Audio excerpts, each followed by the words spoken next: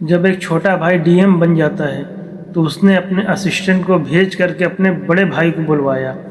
वाकई में ये वीडियो देख करके दिल को छू लेता है।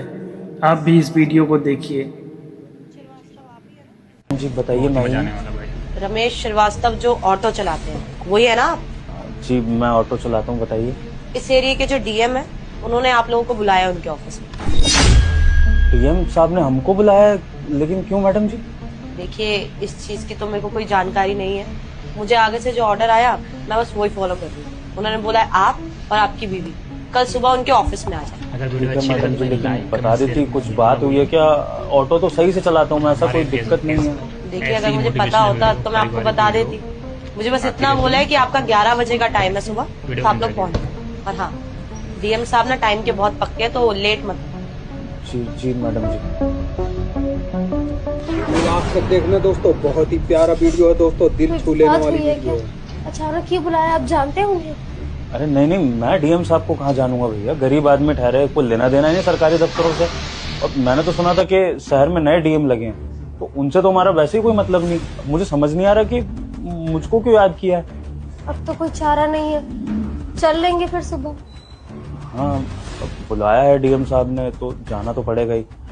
काम करना, फिर 11 बजे तैयार रहना। चलते हैं उनके ऑफिस में, देखते हैं क्या बात है। कितना बड़ा ऑफिस है और कितना सुंदर है। हम छोटे लोग तो यहाँ आ ही नहीं सकते। भैया डीएम साहब का दफ्तर है, बड़ा तो होगा ही ना। और ऐसे बड़े सरकारी दफ्तर में हम जैसे गरीबों को कौन ही बुलाता है। तो पता नहीं डीएम साहब ने हमको कैसे याद कर लिया। और मुझको समझ में ये नहीं आ रहा है कि हमें यहाँ पर हमारे अच्छे के लिए बुलाया गया है या हमारे बुरे के लिए। सही कह रहे हो, लेकिन बहुत सोचते जो भी हुआ, हम तो ऐसे दफ्तर में कभी आने का सपने में भी नहीं सोच सकते। क्यों भैया? आप दोनों क्यों नहीं सोच सकते यहाँ पे आने का? हर्ष भाई तू यहाँ?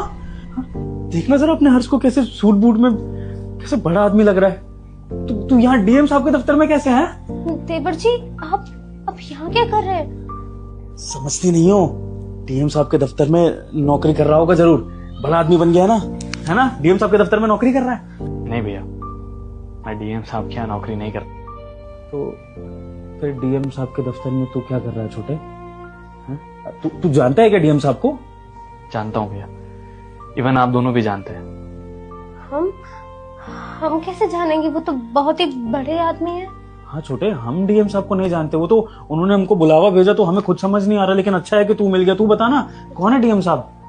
बड़े लोग तो वो भैया दुनिया के लिए हैं, लेकिन आपके लिए तो हमेशा छोटे ही रहेंगे। जानते हैं कौन है यहाँ का डीएम? नहीं, हम तो नहीं जानते, बताइए ना। आपका छोटा भाई भैया, हर्ष। अब डीएम है इस शहर के? छोटे मजाक तो नहीं कर रहा अपने भाई के साथ? तू सच में यहाँ डीएम है इस शहर का? हैं? मैं मजाक नहीं कर रहा भैया, मैं सच में डीएम बन गया हूँ। छोटे भाई हो तो ऐसा दोस्तों, हमारा छोटा बनने के बाद शहर का डीएम बन गया। भूला नहीं। भगवान, मैं कहता नहीं था अपना छोटा हमारा नाम रोशन करेगा।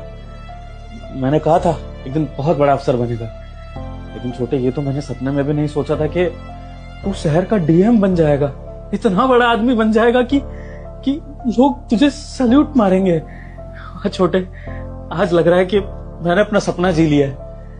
आखिर में यही तो मेरा सपना था ना भगवान, कि अपना छोटा कुछ बड़ा कर ले, जिंदगी में हमारा नाम रोशन करे। और अब डीएम बन गया मेरा भाई, तो इससे गर्व की बात हमारे लिए क्या हो सकती है? हम तो जानते थे कि हमारे देवर जी बहुत मेहनती है और एक दिन बहुत बड़े आदमी बनेंगे। देखिए, आपका नाम रोशन कर दिया ना। भैया ये मेरे अकेले की मेहनत नहीं है, इसमें आप दोनों का बलिदान भी है।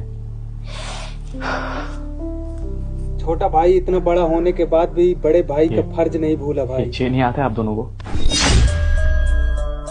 भैया वो एक मदद चाहिए थी आपसे। अरे छोटे, तो खुल के बोलना, क्या मदद चाहिए? तेरा बड़ा भाई बैठा है, बता किस चीज की जरूरत है।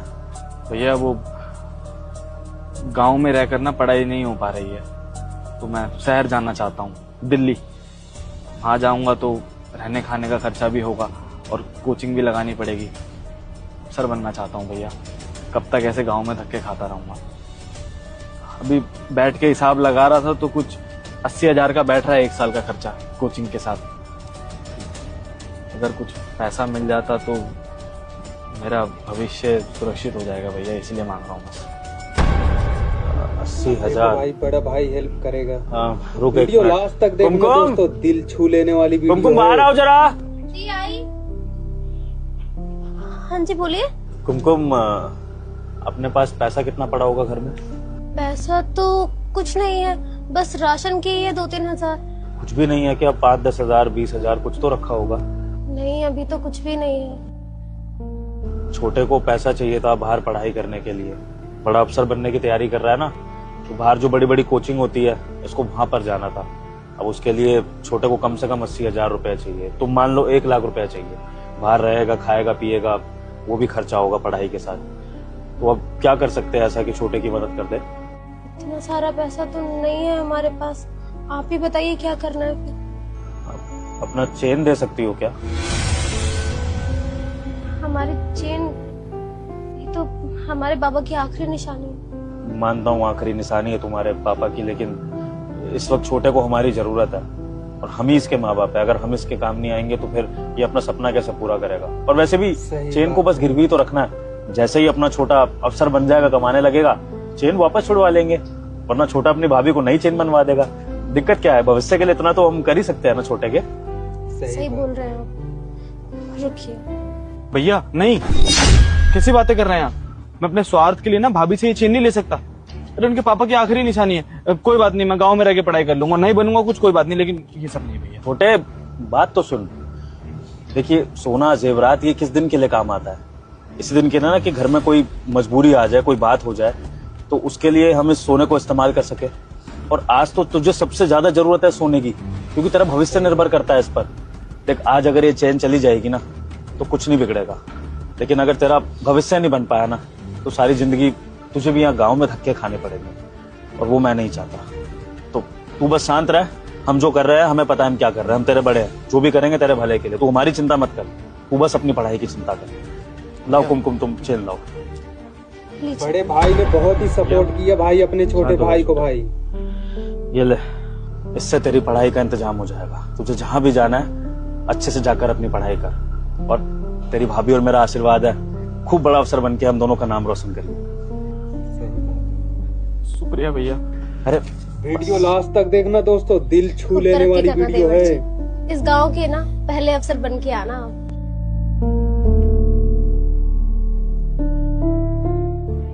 माफ करना, ये हमको इतना बड़ा बलिदान देना पड़ा, लेकिन उम्मीद करता हूँ कि तुम समझोगे। कैसी बातें कर रहे हैं आप? आपने अपने बड़े भाई होने का फर्ज निभाया और मैंने पत्नी होने का।